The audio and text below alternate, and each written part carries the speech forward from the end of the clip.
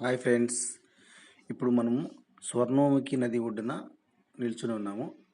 ఇదే ఫ్రెండ్స్ స్వర్ణముఖి నది కోస్త నీళ్లు ఉన్నాయి. ఆ దూరంగా కనిపించేది గాలిగోపురం. అలాగే ఇటువైపు వచ్చేసి బ్రిడ్జి. ఇక్కడ నుంచి అటువైపుకి నది ఈ వైపు నుంచి అటువైపుకు వెళ్ళడానికి బ్రిడ్జి.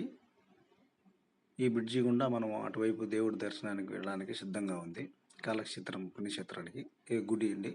ఆ కొండపైన శివపార్వతుల విగ్రహాలు చాలా అద్భుతంగా ఉంటాయి. అలాగే గాలిగోపురము చుట్టూ పచ్చని చెట్లు, అలాగే ఈ ఇల్లు కూడా ఉన్నాయి. ఒకప్పుడు చాలా ప్రశాంతమైన వాతావరణంలో ఈ యొక్క టెంపుల్ నిర్మాణము చూడ్డానికి అదో కనిపిస్తున్నారు కదా ఫ్రెండ్స్. కనిపించేది గాలిగోపురం. దేవుడికి దండం పెట్టుకుంటున్నాను. ఆ కనిపించే గాలిగోపురం. ఈ స్వర్ణముఖి నది ఒడ్డునే నిల్చున్నాను నేను. ఎందుకంటే ఎంతో ప్రాధాన్యత కలిగినటువంటి శ్రీకాళహస్తి దేవాలయం మనం వెళ్ళి ఇలా వీడియో తీయడానికి అవకాశం లేదు. చాలా రద్దీగా ఉంటుంది ఇప్పుడు.